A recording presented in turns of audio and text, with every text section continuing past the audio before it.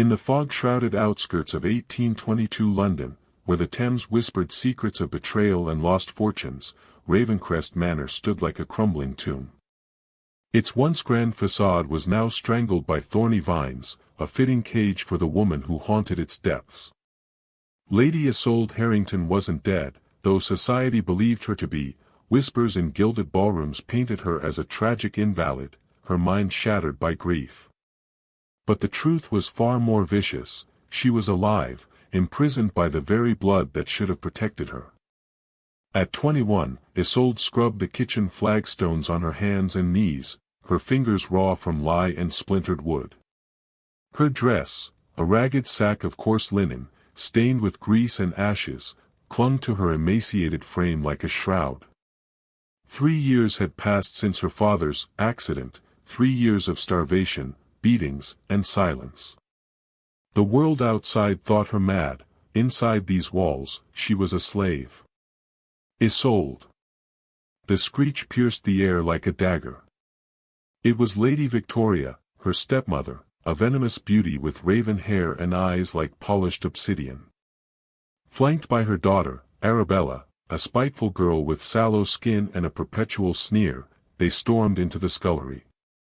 Victoria's gown of crimson silk shimmered under the flickering oil lamp, a stark contrast to Isolde's filth.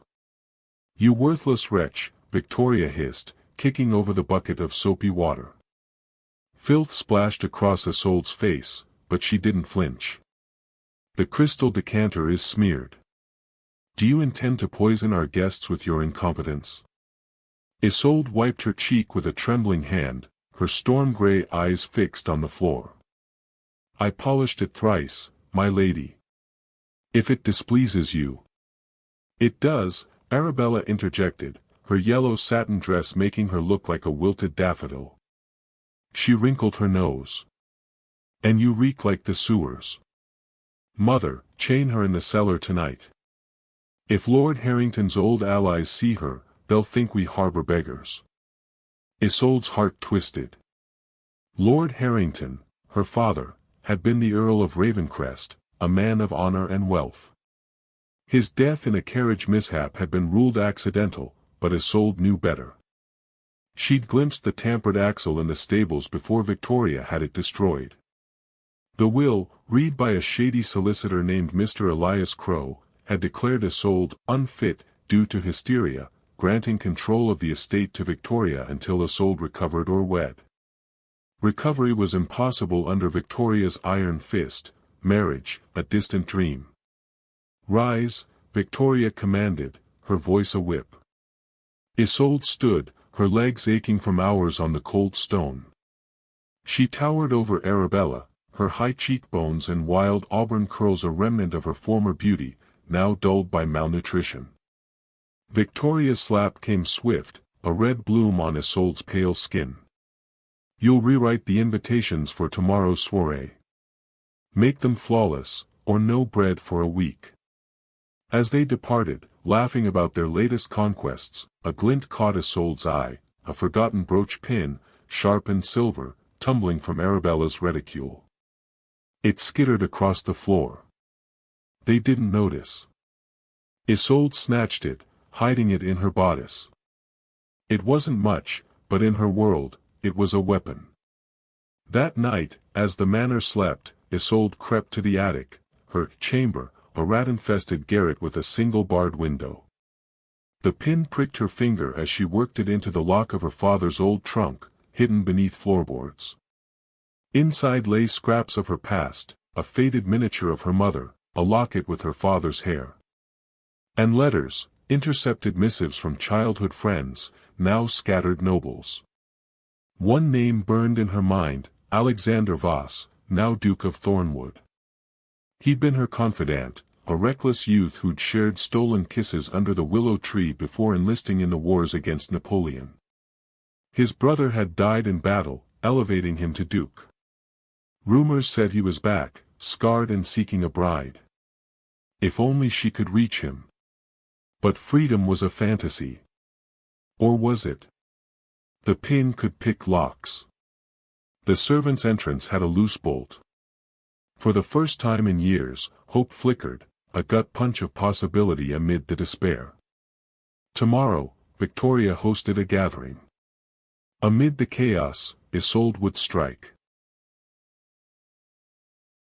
The first light of dawn crept through the narrow slit of a window in the scullery, painting thin grey stripes across the damp flagstones. Vivienne Ashford rose from the straw pallet she called a bed, her body aching from yesterday's punishments. Every bone protested as she straightened, but pain had become an old companion, reliable, constant, and utterly indifferent. She tied a ragged apron around her waist and began the endless ritual, filling the kettle, stoking the dying embers, scrubbing the previous night's pots until her knuckles bled anew. The air smelled of soot, lye, and the faint metallic tang of her own blood. For years since the world had turned upside down in a single thunderous crack of gunfire. She could still hear it sometimes, in the quiet hours before dawn, the shot echoing through the autumn woods, the frantic whinny of horses, her father's body crumpling against the fallen leaves. The coroner had called it a tragic misfire. Society had nodded solemnly and moved on to the next scandal. But Vivienne had seen the rifle afterward, its stock splintered where someone had deliberately weakened it. She had tried to tell the magistrate, but by then Constance had already begun weaving her web of lies, poor child, hysterical with grief, seeing conspiracies where none existed. The forged will had sealed her fate. Mr. Reginald Slythe, with his greasy smile and ink-stained fingers, had read it aloud in the drawing-room while Constance dabbed at dry eyes with a lace handkerchief. Due to Lady Vivienne's unfortunate mental fragility, he intoned, guardianship of the Ashford estate shall pass to Lady Constance until such time as the young lady recovers or enters into a suitable marriage. Recovery, of course, required isolation and treatment, which translated to starvation, confinement, and the occasional beating when she dared speak the truth. Vivienne paused in her scrubbing, her reflection staring back at her from the blackened bottom of a copper pot. The girl who looked out was a stranger, hollow cheeks, shadowed emerald eyes, raven hair hacked short with kitchen shears when Constance declared long hair encouraged vanity. Once, she had been the toast of her debut season, witty, accomplished, courted by half the eligible bachelors in London. Now she was less than a servant, for even servants were paid. From the adjoining pantry came the murmur of voices, cook and the housemaids preparing for the day's chaos. Lady Constance was hosting an intimate gathering this evening, a prelude to greater conquests. Vivienne strained to hear. The Duke of Stormridge's masquerade will be the event of the season, Cook whispered excitedly. They say he's returned from the continent scarred but richer than Croesus. Looking for a bride to secure the line. Vivienne's hand stilled on the pot. Gabriel Blackthorne. The name alone sent a jolt through her chest, sharp as any physical blow. Gabriel, who had taught her to climb trees and fence with sticks when they were children. Gabriel, who had kissed her beneath the old oak the summer before he left for war, promising to return and claim her properly. Gabriel, whose letters had stopped arriving after her father's death. She had believed him dead, or faithless. Now he was a duke, and Constance meant to throw Serafina at him like bait. The kitchen door swung open, and Serafina herself swept in, already dressed for the day in a frothy confection of pink muslin that made her look like an over-decorated cake. She wrinkled her nose at the sight of Vivienne.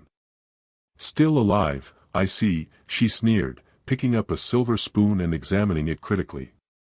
Mother wants these polished again. There's a spot. And do something about your smell, you're making the milk curdle. Vivienne took the spoon without a word, her fingers closing around the cold metal. Serafina leaned closer, lowering her voice to a venomous whisper. The Duke will be at his ball tomorrow night. Mother says he's quite desperate for a wife. Imagine, me, a duchess. She laughed, a tinkling sound like breaking glass. Of course, he'll want to know about poor mad Vivienne. We'll tell him you've been sent to a discreet asylum in Scotland. Permanently. The spoon bent slightly in Vivienne's grip. She forced her fingers to relax before Serafina noticed. That afternoon, while the household napped in preparation for the evening's entertainments, Vivienne slipped into the old schoolroom. It had been locked since her illness, but the hairpin from yesterday worked its magic on the simple mechanism. Dust motes danced in the sunlight as she entered, her heart pounding. The room was exactly as she remembered, maps on the walls, her old globe still showing the world as it had been before Napoleon, her collection of pressed flowers gathering dust on the windowsill. She moved to the bookshelf, running her fingers along the spines until she found what she sought, a slim volume of Byron's poetry. Gabriel had given it to her the day he left for war. Tucked between the pages was a letter, yellowed with age. She had hidden it there when Constance began intercepting her correspondence. Unfolding it carefully, she read Gabriel's bold scrawl for the 1000th time. My dearest Vivi. The continent is a nightmare of mud and blood, but thoughts of you keep me sane. I have spoken to your father, he gives his blessing when I return victorious. Wait for me, love. I will come back and make you my duchess, whatever titles fate bestows. Forever yours. G. Tears blurred the words. He had asked for her hand. Her father had agreed. And Constance had buried it all. A noise in the corridor sent her scrambling to hide the letter again. Through the keyhole, she watched Mr. Slither pass, carrying a leather folio, doubtless more forged documents to secure Constance's hold on the estate. His conversation with her stepmother drifted back. The girl's been quiet lately. Perhaps another episode soon, to keep the doctors satisfied.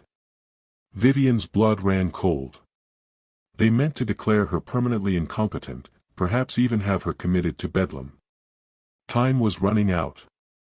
Returning to the scullery, she worked mechanically through the afternoon, her mind racing. The masquerade was tomorrow night. Constance and Serafina would attend, leaving the house relatively empty. The stable boy, Elias, he had always been kind to her when no one watched. And in her father's study, if the real will still existed. As evening fell and guests began to arrive, lords in crisp evening coats, ladies dripping diamonds, Vivienne served wine from the shadows, invisible as always. But tonight, she listened. She watched. She planned. When Lady Constance raised her glass in a toast to family unity, Vivienne met her eyes across the room for one brief, burning moment. Constance smiled, serene and poisonous. Enjoy your triumph while it lasts, Vivienne thought, her fingers closing around the hairpin in her pocket. Tomorrow night, everything changes. The shadows of the past had kept her prisoner for 4 long years. But shadows could be banished by light, and the masquerade would provide the perfect mask. In the darkness of her attic cell that night, Vivienne lay awake, mapping every corridor, every locked door, every possibility. The real will. The letters. Gabriel's ball. Escape. For the first time in years, hope was not a distant dream but a sharp, tangible thing, like the hairpin hidden beneath her palette, waiting for tomorrow. The cage was still iron, but she had found the first crack. Ashford Hall had never looked more magnificent, or more hollow.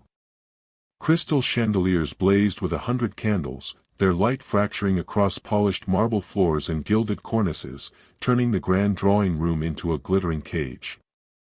Outside, the December wind howled against the tall windows, rattling the panes like impatient ghosts, but inside, warmth and perfume masked the rot that festered beneath the surface.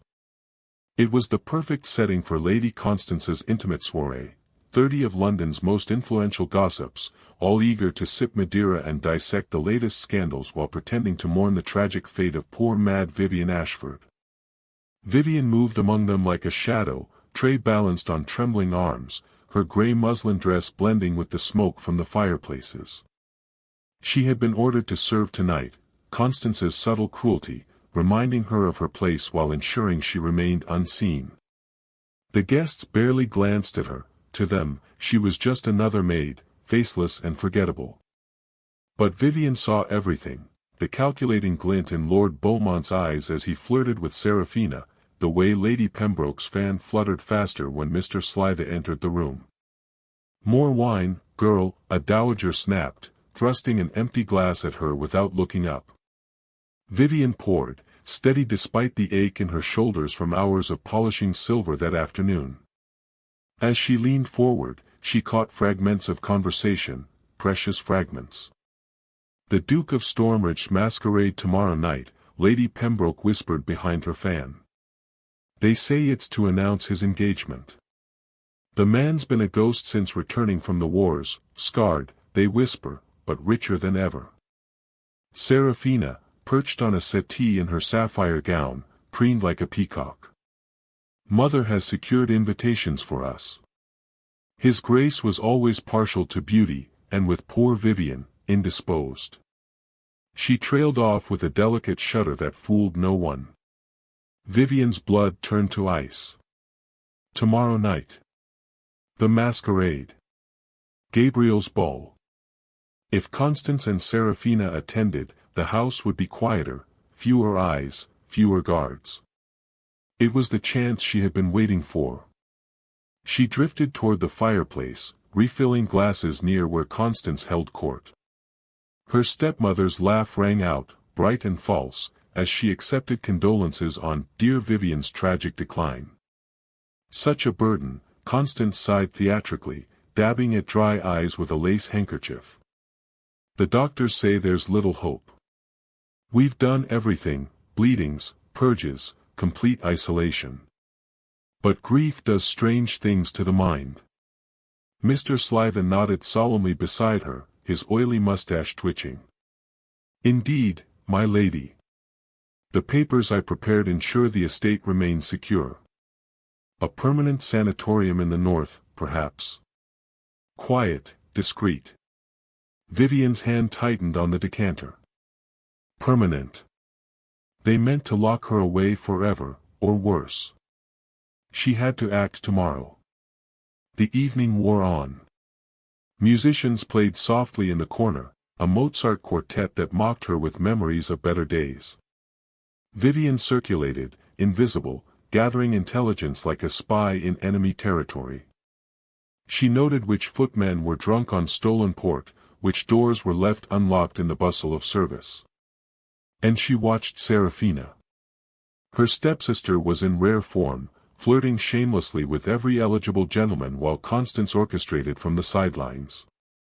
At one point, Seraphina rose to demonstrate a new dance step, twirling so enthusiastically that a small velvet pouch slipped from her reticule and fell behind the settee.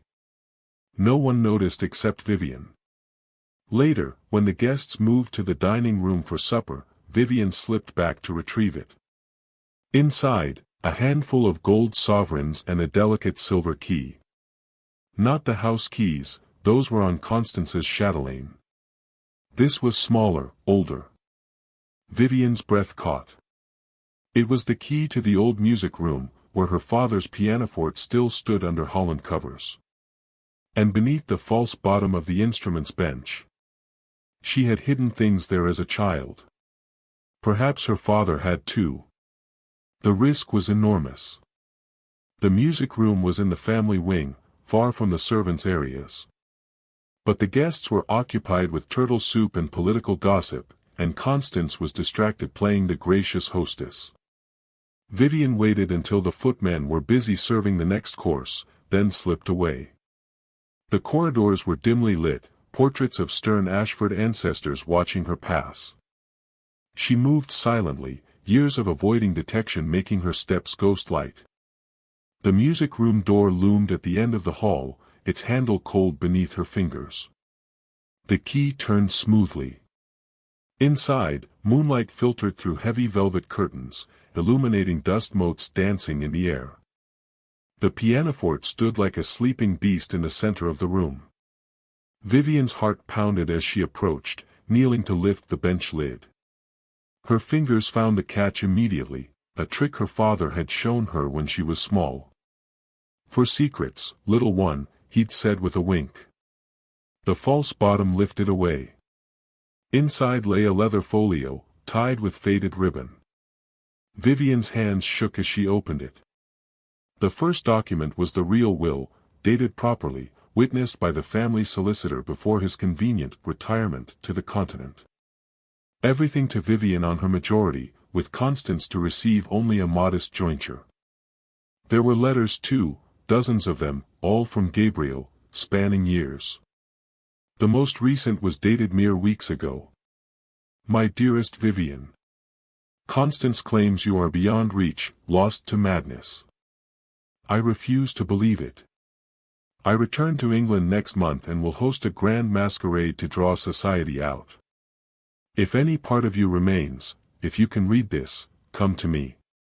Masked if you must. I will know you anywhere. I have never stopped loving you. G. Tears blurred the words. He had written. He had never abandoned her. Constance had intercepted every letter, building her prison brick by brick of lies. A noise in the corridor, footsteps. Vivienne blew out her candle and pressed into the shadows behind the curtains as the door opened. Light from a single candelabrum spilled in. I tell you, I heard something, Constance's voice hissed. That wretched girl has been too quiet lately. It's just the wind, mother, Seraphina whined. Come back to the party. Lord Beaumont was asking after me. The door closed again, footsteps retreating. Vivienne waited a full minute before emerging, the folio clutched to her chest. She returned it carefully, evidence was useless if discovered too soon, but memorized every detail. Back in the scullery, she endured the rest of the evening in a daze. When the last guest departed and Constance retired triumphant, Vivienne was ordered to clean the drawing room alone. As she gathered scattered fans and crushed petals, her mind raced. Tomorrow night. The masquerade. Constance and Seraphina would be gone for hours. The silver key opened more than the music room, it could open the side gate if she bribed the right groom. Seraphina's stolen gown from the laundry, a mask fashioned from scraps.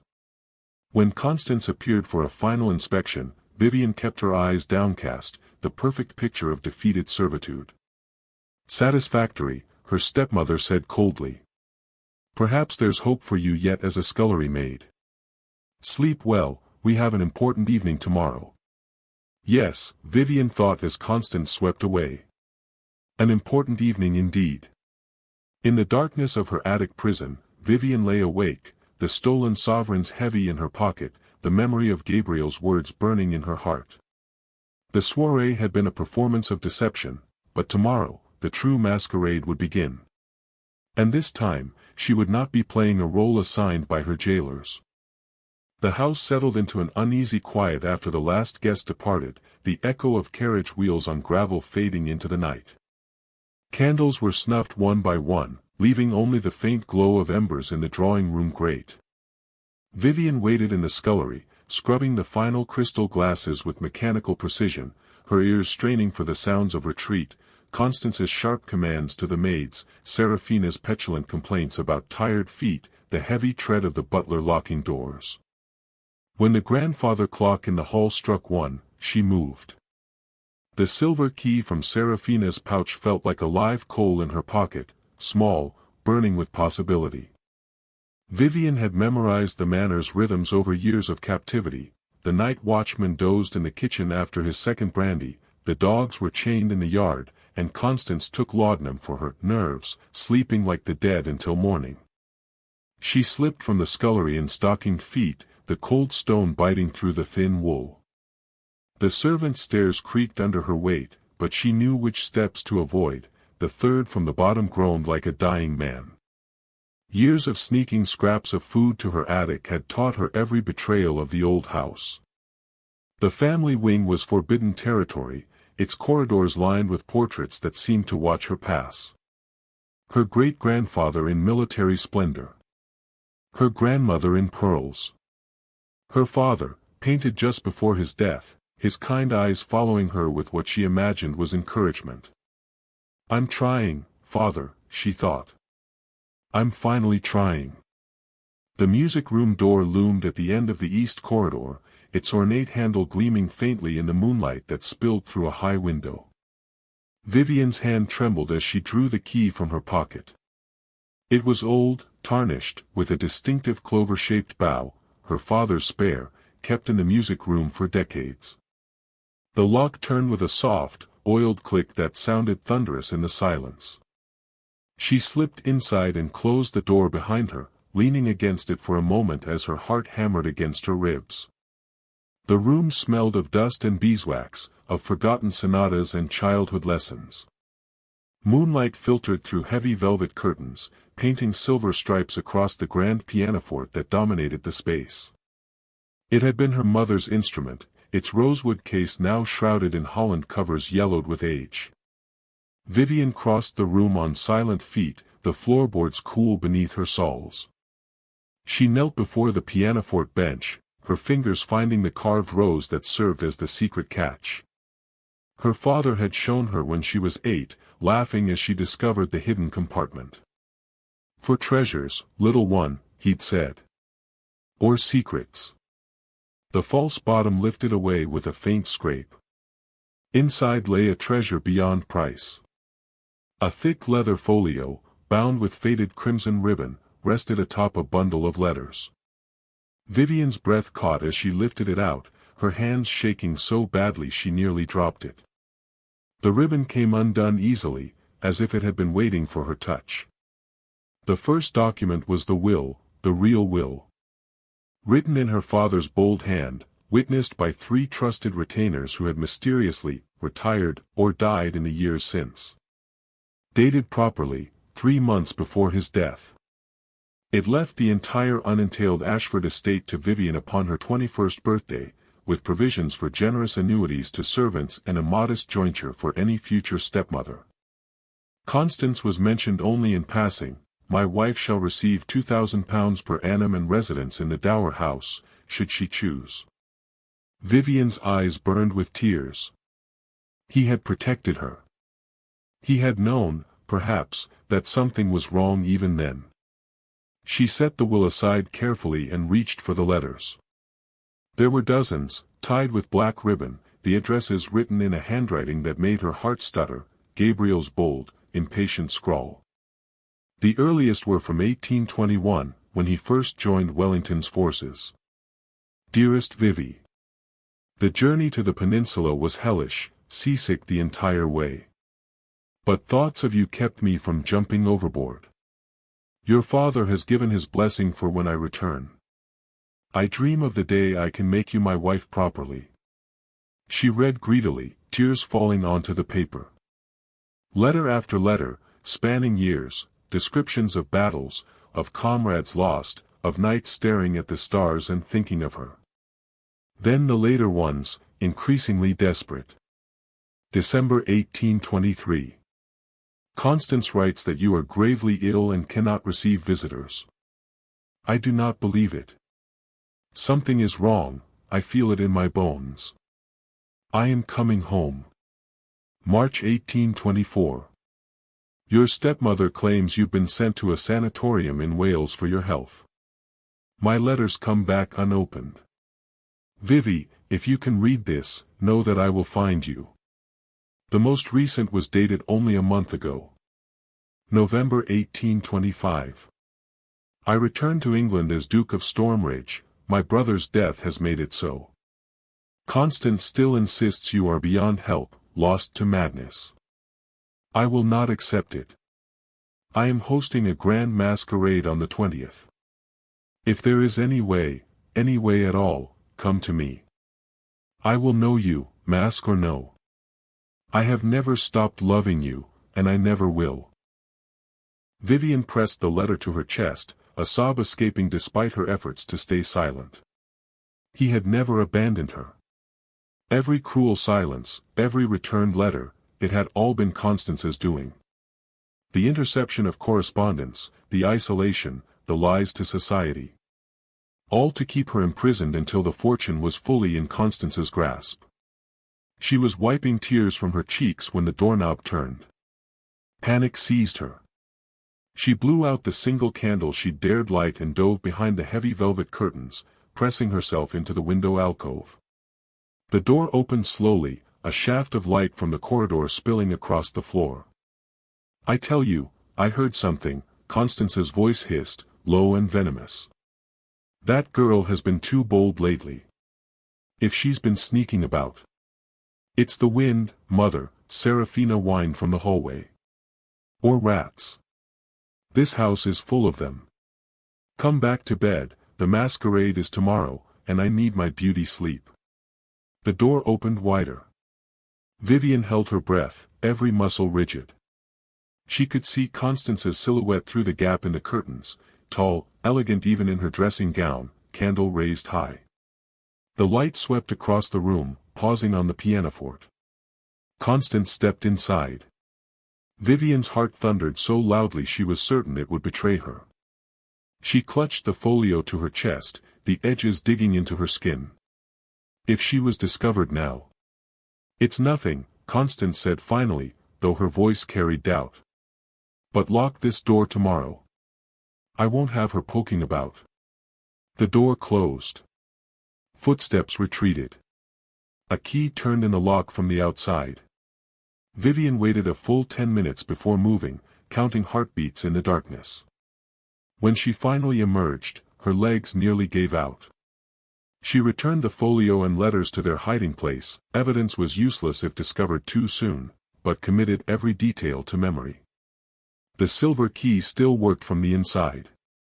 She locked the door behind her and slipped back to the scullery, the magnitude of what she'd found crashing over her like a wave.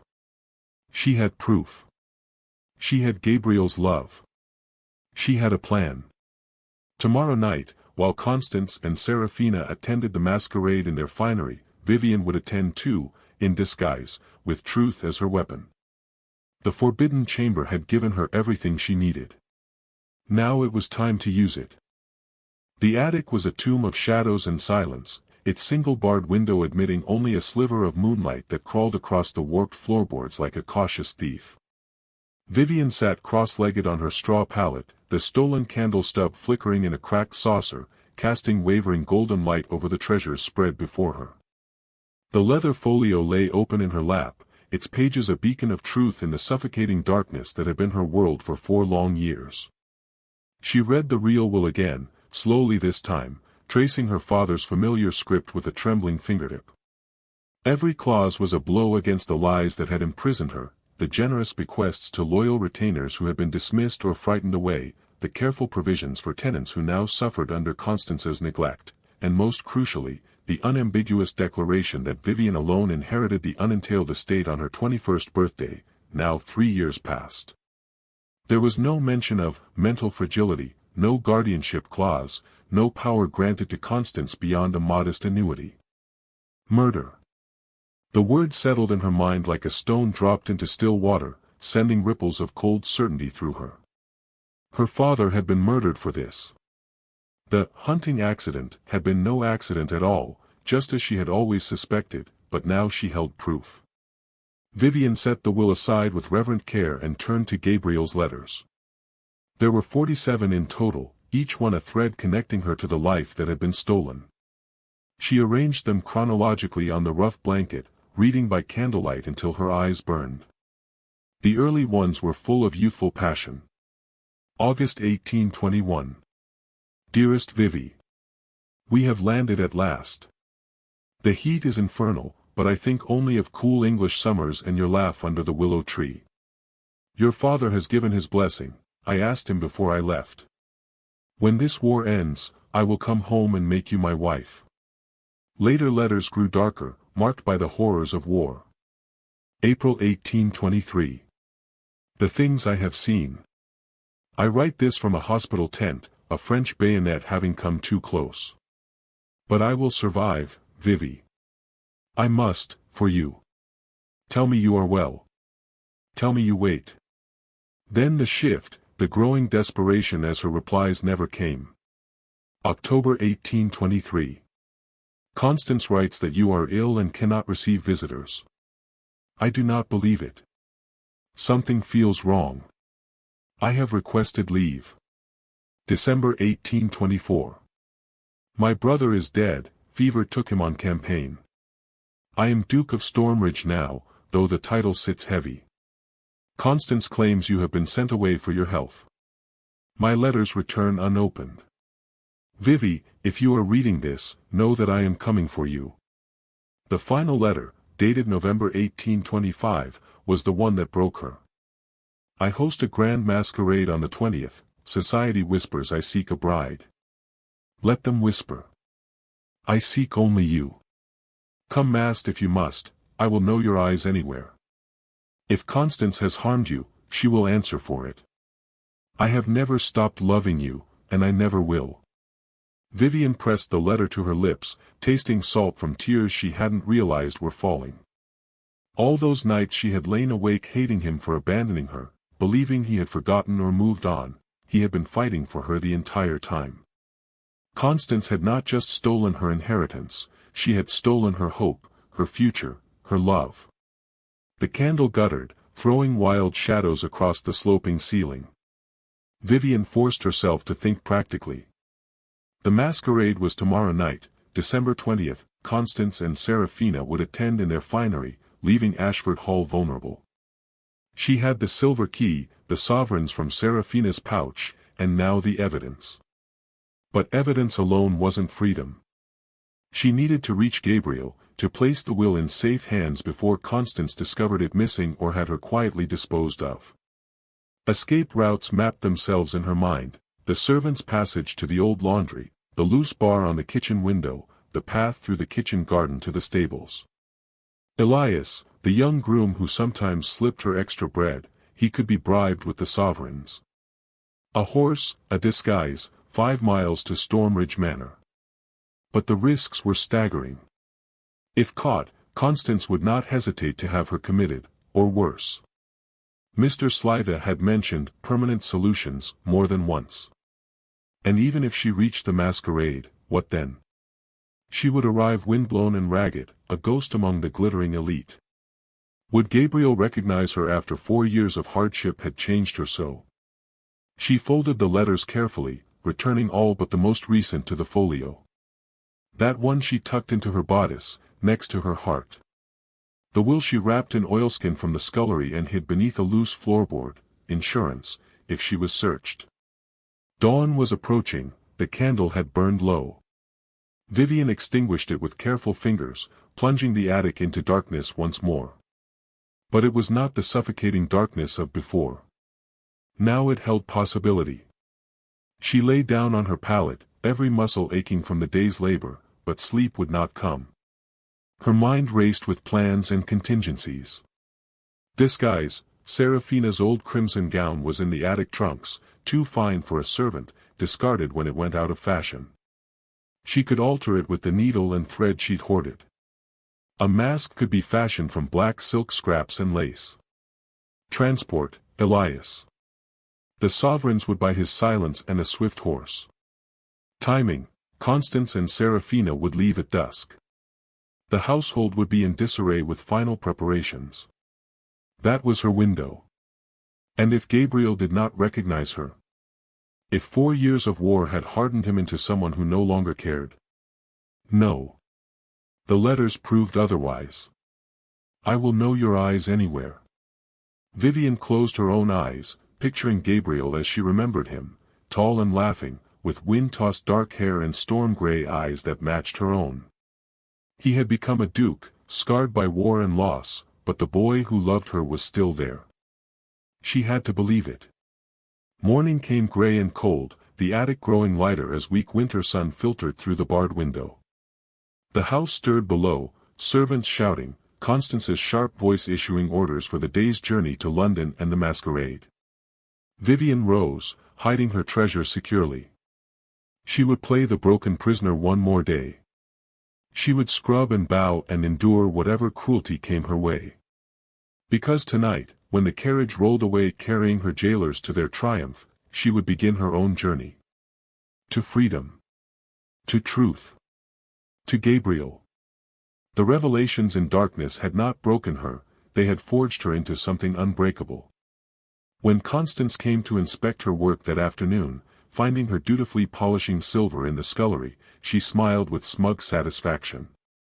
You're strangely quiet today, she observed, her voice honey over poison. Planning something, perhaps? Vivienne kept her eyes downcast, the perfect picture of submission. No, my lady. Only thinking how fortunate Seraphina is to attend such a grand ball. Constance laughed, pleased. Indeed she is. And you, my dear, will remain here, safe and sound. Safe. The word tasted like ash. As Constance swept away, Vivienne's fingers closed around the silver key in her pocket. Safe was the last thing she intended to be.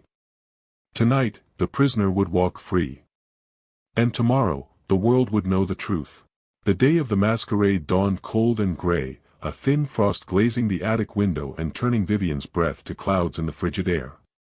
She rose before the house stirred, every movement deliberate, every sense sharpened by the knowledge that this was her last day as a prisoner.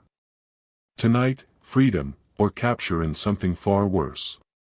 She began with the ordinary routine, the mask she had worn for years, descending to the scullery at dawn, lighting the fires, hauling water, scrubbing floors until her knees bled through the thin muslin. The other servants barely glanced at her, she was furniture, less than human. But today, she stole what she needed, a scrap of black silk from the sewing basket, a bent needle and thread hoarded from mending duties, a sliver of candle for light. Constance was in high spirits, her voice carrying through the halls as she directed preparations for the evening. The crimson velvet for Seraphina, yes, with the gold trim. And my sapphire gown must be pressed again. The Duke will notice every detail. Seraphina's shrieks of delight echoed from upstairs as boxes arrived from the modiste, new gloves, fans, jewels borrowed from Constance's growing collection, jewels that had once belonged to Vivienne's mother.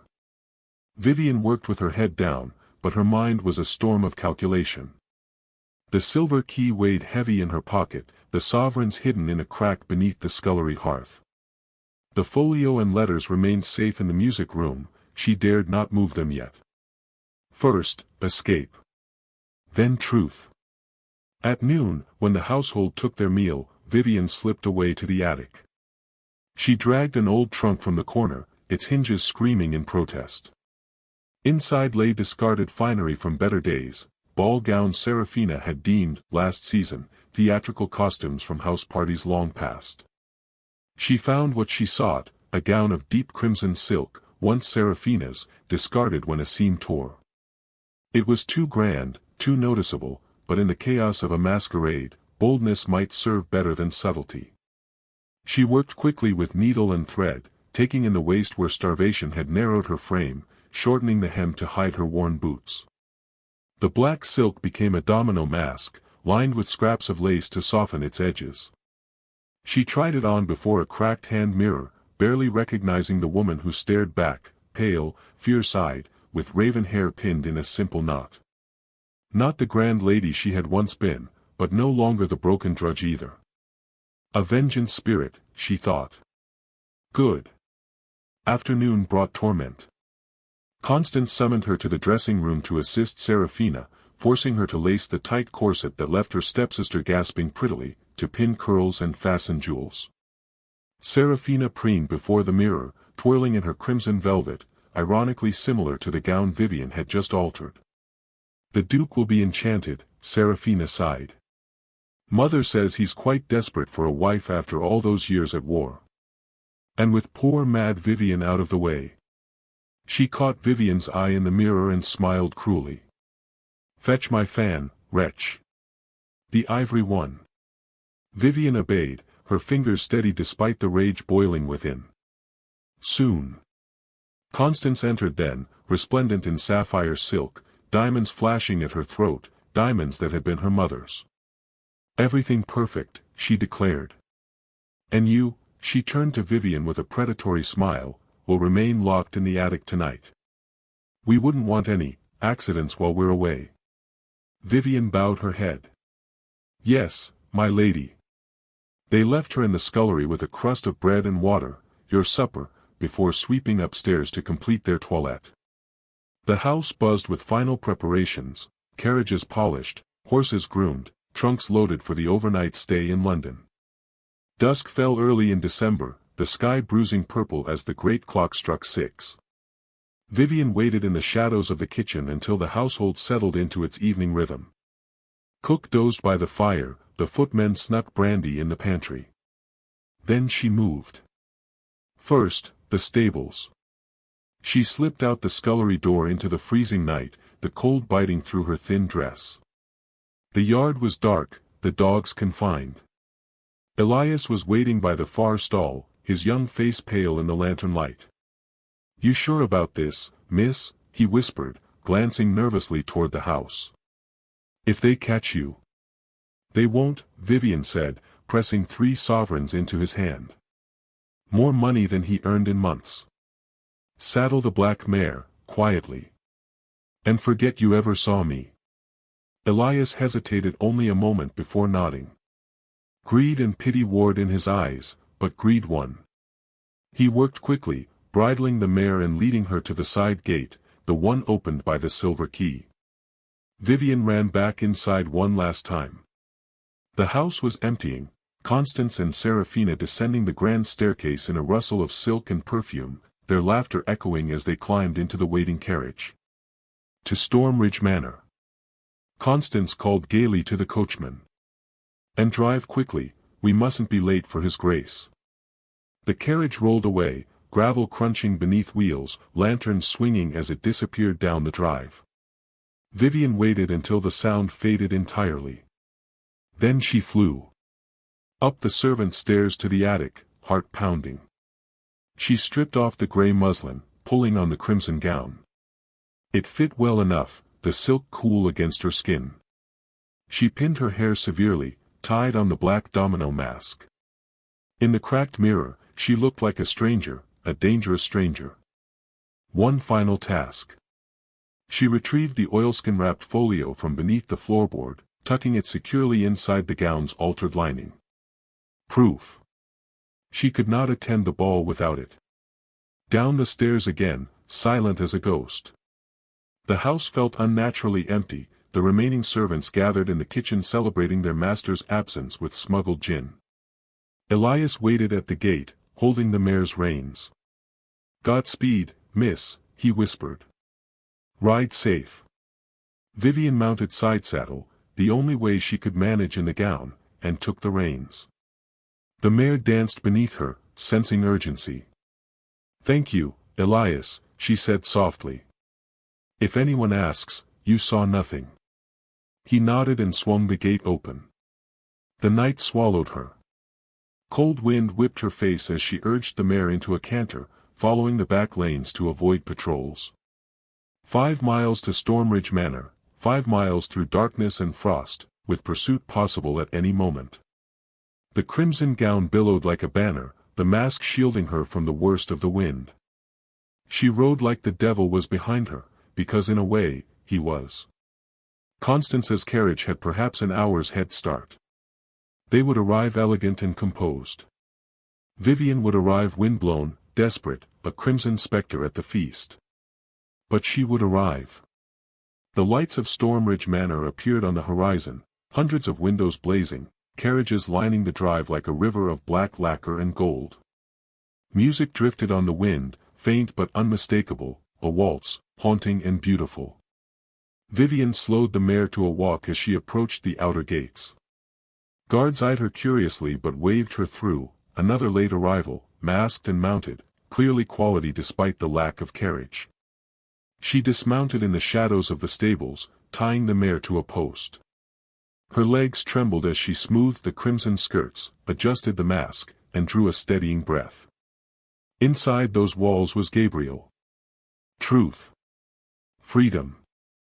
And danger. Constance and Serafina would be there, ready to denounce her as the madwoman they had created. Vivienne straightened her shoulders, the folio hidden against her heart. Let them try. She walked toward the light, the music growing louder with every step. The prisoner was coming to the ball. And tonight, the masquerade would end. The frost-laden night swallowed Vivienne whole as she spurred the mare into the darkness, the silver key now tucked safely away and the crimson gown whipping like a banner of war behind her. The black mare, swift and sure-footed, thundered along the narrow back lanes, hoofs striking sparks from frozen ruts in the road. Wind howled through bare trees, clawing at her mask and tearing loose strands of raven hair that stung her cheeks like whips. The cold was merciless, seeping through the thin silk and into her bones, but adrenaline burned hotter, fueling her onward. 5 miles. 5 miles of shadowed paths and open fields between Ashford Hall and Stormridge Manor. 5 miles to freedom, or ruin. The moon hung low and bloated, a watchful eye in the starless sky, casting just enough light to guide her while keeping her hidden from casual observers. Vivienne kept to the hedgerows and bridle paths, avoiding the main road where Constance's carriage had traveled an hour earlier. The mare snorted clouds of steam, sensing her rider's urgency, and Vivienne leaned low over her neck, murmuring encouragement. "Go, girl. Fly for both of us." Memories assaulted her with every pounding hoofbeat, fragments of a life stolen, now clawing their way back. She was 8 again, racing Gabriel across the Ashford meadows on ponies, laughing as he let her win. 12, sharing stolen tarts beneath the willow tree while he read her forbidden novels aloud. 16, the summer he kissed her for the first time, promising forever before duty called him to war. Then the darkness, her father's death, Constance's honeyed lies, the slow erosion of hope. Nights in the attic, listening to rain on the roof and wondering if Gabriel had forgotten her. Days of labor, of blows and starvation, of learning to make herself small and silent to survive. No more. The first mile passed in a blur of frost and fury. The mare's breath came in rhythmic puffs, her stride steady despite the treacherous ground. Vivienne's hands ached on the reins, numb from cold, but she gripped tighter. The folio pressed against her heart beneath the gown, a constant reminder of what was at stake. A sudden crack of branches to her left made her heart lurch. She reined in sharply, the mare dancing beneath her as shadows moved in the tree-line. Highwaymen. Constance's men, sent back for some forgotten item. She held her breath, one hand slipping to the small dagger she'd tucked into her garter, another relic from the attic trunk. Seconds stretched into eternity. A fox darted across the path, eyes glowing briefly in the moonlight before vanishing into the underbrush. Vivienne exhaled shakily and urged the mare onward. Paranoia was her enemy now as much as Constance. The second mile brought rain, thin, icy needles that slanted sideways on the wind. Within minutes she was soaked, the crimson silk clinging heavy and cold to her skin. Water streamed from her mask, blurring her vision, but she dared not stop to adjust it. The road grew muddier, the mare slipping occasionally, and Vivienne's thighs burned from the effort of keeping her seat. Doubt crept in with the cold. What if Gabriel had changed? For years of war could harden a man beyond recognition. What if he saw only a madwoman in rags, a ghost from his past better left buried?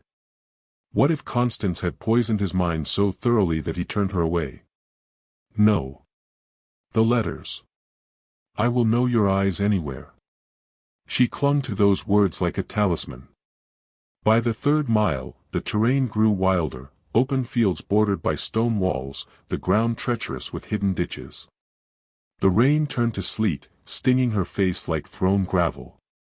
Her teeth chattered uncontrollably, but she pushed on, whispering encouragement to the mare who labored beneath her. "You're doing well, girl. Just a little farther." Lightning flickered on the horizon, illuminating the landscape in stark white flashes. In one such burst, she saw it, Stormridge Manor, perched atop its hill like a fortress of light. Hundreds of windows blazed with candle glow, carriages lined the drive like black beetles, music and laughter spilling faintly into the night. So close. But the storm worsened. Thunder rolled overhead, and the mare shied at a particularly loud crack. Vivienne fought for control, her arms aching as she hauled on the reins. The ground had turned to mire, each step sucked at the horse's hooves. A checkpoint loomed ahead, the old toll bridge over the river that marked the boundary of Stormridge lands. Guards huddled in a small hut, lanterns swinging. They would question a lone rider arriving on horseback, especially a woman masked and unescorted. Panic surged. She couldn't risk delay or discovery. Vivienne wheeled the mare sharply left, plunging into the woods that bordered the river. Branches clawed at her gown and face, tearing silk and skin alike. The mare stumbled over roots, nearly unseating her, but she clung grimly, guiding them downstream where the river narrowed and could be forded. The water was black and swift when they reached it, swollen from the rain. Vivienne hesitated only a moment before urging the mare in. Icy water rose to her knees, then her thighs, soaking her completely. The mare swam strongly, and they emerged on the other side drenched and shivering but undetected. The final mile was agony, every muscle screaming, cold seeping into her very bones. But Stormridge grew closer with every step, its lights beckoning like a promise. She skirted the main drive, approaching from the service entrance where late arrivals' horses were stabled. Grooms bustled about, too busy with elegant carriages to notice one more mud-spattered rider. Vivienne dismounted stiffly, tying the mare to a post amid others. Her legs nearly buckled as she stood, crimson skirts heavy with water and mud, mask askew. She adjusted it with shaking fingers, smoothed what she could of the ruined gown. The folio remained dry against her heart, her armor, her proof. Music swelled from the manor, a lively country dance now, laughter and voices carrying on the wind. The masquerade was in full swing. Vivienne drew a steadying breath that tasted of rain and freedom. Constance and Serafina were inside, secure in their triumph. Gabriel was inside, waiting, whether he knew it or not. She walked toward the light, each step surer than the last. The cold, the pain, the fear, they fell away like the mud from her boots.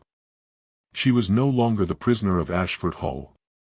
She was Vivienne Ashford, rightful heiress, come to claim what was hers. Love. Truth. Justice. The storm had tried to break her. Instead, it had forged her into something unbreakable. As she mounted the marble steps to the grand entrance, footmen bowing and waving her through without question, another masked guest, clearly quality despite her disheveled state, Vivienne felt the weight of 4 years falling away. The masquerade awaited. And tonight, the masks would come off, for everyone. Chapter 8, The Masquerade Unveiled. Stormridge Manor blazed like a jewel against the storm-black night, its hundreds of windows spilling golden light across the frost-laced grounds. Carriages clogged the sweeping drive, their lacquered doors emblazoned with crests of the realm's oldest families. Footmen in powdered wigs and crimson livery darted between them, ushering masked guests up the marble steps where torches flared against the sleet. Music poured from the open doors, a soaring waltz that seemed to mock the howling wind. Vivienne paused at the threshold, water dripping from her sodden crimson skirts onto the polished portico. The mask hid the worst of the damage, but she knew she looked half-drowned, hair plastered beneath the silk, gown ruined with mud and rain, boots leaving wet prints on pristine stone. Yet the footmen bowed and waved her through without question, another late arrival, masked and clearly of quality despite the dishevelment. She stepped into a world she had once known and now barely recognized. The entrance hall soared 3 stories high, its domed ceiling painted with gods and goddesses cavorting amid clouds. Crystal chandeliers dripped light like frozen waterfalls, illuminating a sea of silk, satin, and feathers. Masks of every description, Venetian botta, glittering dominoes, elaborate animal heads, hid identities while jewels and orders proclaimed them. Laughter and conversation rose in a constant murmur, punctuated by the orchestra's soaring strings. Vivienne's breath caught. Once, she had danced in halls like this without a thought. Now, she felt like an intruder from another world. She moved deeper, keeping to the edges of the crowd, her eyes scanning every tall, dark-haired figure in military-cut black. Gabriel. Where was he? A liveried servant offered her a glass of champagne from a silver tray. She took it with trembling fingers, sipping for courage while using the stem to steady herself. The bubbles burned her throat, but warmth spread through her chest. And then she saw them. Constance and Serafina stood near the grand staircase, radiant in sapphire and crimson velvet, drawing admirers like moths to flame. Constance's diamonds, her mother's diamonds, flashed as she gestured animatedly, no doubt spinning tales of Serafina's virtues to potential suitors. Serafina preened, accepting compliments with practiced grace. Vivienne's hand tightened on the champagne flute until her knuckles whitened. They looked so secure, so triumphant. But not for long. She set the glass aside and moved through the crowd, drawing on years of invisibility to pass unnoticed. Whispers followed her ruined gown. Who is that? Some country relation, perhaps. But masks were the great equalizer tonight. No one looked twice at a woman whose face they could not see. The ballroom opened before her, vast and magnificent, its mirrored walls reflecting the dancers into infinity. Couples whirled in perfect synchronization, jewels flashing with every turn.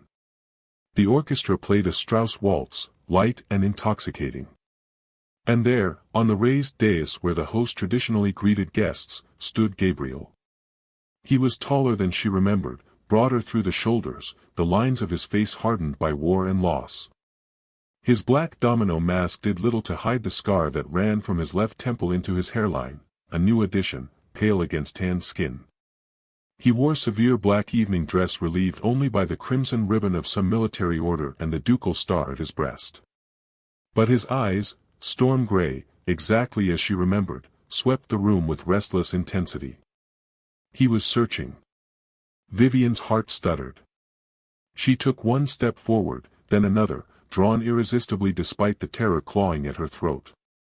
The folio pressed against her ribs like a second heartbeat, proof, protection, weapon. A gentleman in a harlequin mask blocked her path, bowing extravagantly. "May I have this dance, mysterious lady in red?" "No," she said, too sharply, brushing past him. Heads turned. She forced herself to slow, to glide rather than run. Gabriel's gaze swept over her, paused, returned. Even across the crowded ballroom, she felt the moment he saw her. Truly saw her. His entire body went still, the polite social mask falling away to reveal something raw and fierce beneath. "Vivi." The word was barely a breath, but she heard it as clearly as if he'd shouted. She was moving before she made the conscious choice, weaving through dancers who parted like water. The music swelled around them, but everything narrowed to him, Gabriel descending the dais steps two at a time, guests scattering in his wake. He reached her in the center of the floor, just as the waltz ended and couples bowed. The orchestra paused, sensing drama. "Take off your mask," he said quietly, urgently. His voice, deeper now, roughened by command and foreign battlefields, sent shivers down her spine. Vivienne's hands rose slowly, trembling as she untied the silk ribbons. The domino fell away. Gasps rippled through the nearby dancers. Someone whispered, "Lady Vivienne Ashford." "But she's—" Gabriel's face went white beneath his tan. "Vivi."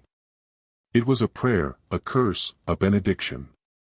He reached for her with shaking hands, cupping her face as if she might dissolve. "God, Vivi. You're alive." Tears blurred her vision. "Gabriel." But before she could say more, a shriek cut through the ballroom. "You!" Constance's voice, shrill with shock and fury. She pushed through the crowd, Serafina trailing behind like a pale shadow. "Seize her. She's escaped from Bedlam, she's dangerous." The orchestra faltered. Conversation died. Every masked face turned toward the drama unfolding in the center of the floor. Gabriel's arms came around Vivienne protectively, iron bands that trembled with barely contained rage. "Touch her," he said to the approaching footmen, his voice deadly quiet, "and you'll answer to me." Constance reached them, face twisted with hatred. "Your Grace, this creature is my stepdaughter, mad, violent. We've kept her confined for her own safety." "Liar." Vivienne pulled the oilskin-wrapped folio from her bodice with shaking hands. "Here is the truth, my father's real will. Everything you stole. And letters," she turned to Gabriel, tears streaming down her face, "letters you wrote that she intercepted. She murdered my father for the estate. She imprisoned me." The crowd erupted in whispers. Gabriel took the documents with reverent care, scanning them swiftly. His face darkened with every line. "Guards," he called, voice ringing with authority. Several liveried men stepped forward. These were his men, loyal to the Duke. "Detain Lady Constance and her daughter. They are not to leave this house." "You can't." Constance shrieked as iron hands closed on her arms. "I'm a lady." "You are a murderess and a thief," Gabriel said coldly. "And you will answer for it." Serafina began to wail as she too was seized. The ballroom dissolved into chaos, guests pressing forward, masks slipping in excitement, the orchestra forgotten. Gabriel ignored it all. He pulled Vivienne close, shielding her from the stairs with his body. "It's over," he whispered againstily against her hair. "You're safe. God, Vivi, you're safe." She clung to him, sobbing into his waistcoat, the culmination of 4 years of pain and hope crashing over her like the storm outside. The masquerade had unveiled more than faces tonight. It had unveiled the truth. And in Gabriel's arms, Vivienne finally, truly, came home. The storm that had raged all night finally broke as dawn painted the sky in soft pinks and golds over Stormridge Manor. In the grand library, where firelight had flickered through the long hours of confrontation and revelation, peace settled at last. Lady Constance and Serafina had been confined to separate guest chambers under guard, their shrieks of outrage fading into sullen silence. Mr. Slither, summoned from London by urgent courier, had arrived just before sunrise, only to be met by magistrates bearing warrants for fraud, forgery, and suspected murder. The real will was authenticated on the spot by a trembling family solicitor who had long suspected foul play but feared Constance's wrath. The intercepted letters, Gabriel's heartfelt pleas across 4 years, were read aloud in the presence of witnesses, reducing even the sternest lords to sympathetic silence. By morning, Ashford Hall and its fortune were legally restored to Vivienne, and Constance faced ruin and imprisonment. But for Vivienne and Gabriel, the world had narrowed to this quiet room and the promise of a future reclaimed. They stood by the tall windows overlooking the frost-kissed gardens, the first rays of sun catching on the diamonds at Vivienne's throat, her mother's jewels, returned to her that very night. She wore a simple morning gown of pale blue silk borrowed from the Duchess's wardroom, her raven hair loose about her shoulders, the marks of hardship already softening in the warmth of safety. Gabriel had not left her side since the masquerade's dramatic end. He looked exhausted, scarred face shadowed with fatigue, eyes red from sleepless hours poring over documents and giving orders, but radiant with a joy that transformed him. "It's truly over," Vivienne whispered, still half disbelieving. "I'm free." "You're more than free," Gabriel said, taking her hands in his. His voice, roughened by emotion, was steady with conviction. "You're home. And if you'll have me, if you'll forgive the years I failed to find you sooner, you'll never be alone again." Tears welled in her emerald eyes, but they were tears of healing now. "There is nothing to forgive. You never stopped searching. Your letters, they kept hope alive even when I had none." He drew her gently into his arms, resting his forehead against hers. "Marry me, Vivi. Not because fate or fortune demands it, but because I have loved you since we were children racing across meadows. Because every battlefield I survived for the dream of coming home to you. Because these 4 years without you were the true war, and I refuse to lose another day."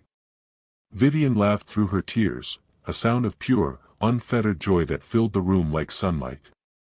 "Yes," she breathed. 1,000 times yes. They were married 3 weeks later, on a crisp January morning when snow blanketed the Stormridge gardens in bridal white. The ceremony was held in the manor's private chapel, intimate and perfect, only close friends, loyal retainers restored to their positions, and a few trusted nobles who had supported Gabriel through the scandal. Vivienne walked the aisle on the arm of the old family solicitor who had witnessed her father's true will, wearing a gown of ivory silk embroidered with silver threads that caught the candlelight like stars. Her mother's pearls gleamed at her throat, and in her bouquet, white roses and winter jasmine, she carried a single crimson ribbon, a nod to the gown that had brought her through the storm. Gabriel waited at the altar, resplendent in ducal blue, the scar on his face no longer a mark of war but of survival, for her. When he took her hands, his were steady, his storm-gray eyes shining with tears he made no effort to hide. Their vows were simple, spoken from the heart rather than the prayer book. I, Gabriel, take you, Vivienne, to be my wife, my partner, my light in any darkness. I vow to cherish and protect you all my days, to listen when you speak, to fight for you always, and to love you beyond reason, beyond time. I, Vivienne, take you, Gabriel, to be my husband, my strength, my joy. I vow to stand beside you through every storm, to challenge and comfort you, to build a life filled with laughter and truth, and to love you fiercely, completely, eternally. When the vicar pronounced them man and wife, Gabriel kissed her with a tenderness that stole her breath, a promise sealed before God and witnesses. The wedding breakfast was a celebration of rebirth, Ashford retainers reinstated, tenants forgiven arrears, toasts to justice and enduring love. Vivienne, now Duchess of Stormridge, moved through it all in a glow of wonder, Gabriel's hand never leaving hers.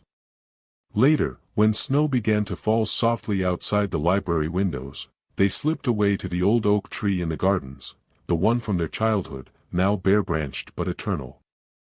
Gabriel produced a small velvet box.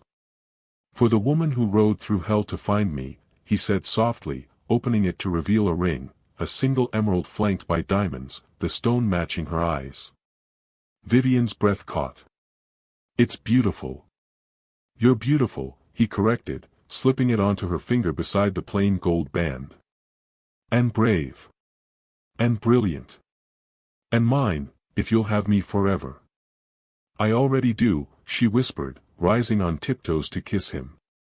Years later, travelers along the London road would speak of Stormridge Manor with awe, how the Duke and Duchess opened their home to charitable causes, how they ruled with justice tempered by kindness, how their children, 3 boys with their father's dark hair and a girl with her mother's emerald eyes, grew up racing across meadows just as their parents once had. And on quiet evenings, when snow fell soft and silent, those close enough to the manor might glimpse 2 figures beneath the old oak, a tall, scarred duke and his raven-haired duchess, hands entwined, heads bent together in laughter or quiet conversation. Proof that some storms do not destroy, they reveal what was always meant to endure. Vivienne Ashford had been a prisoner in her own home. Until the Duke claimed her at the Masquerade, and together, they claimed their forever. The end.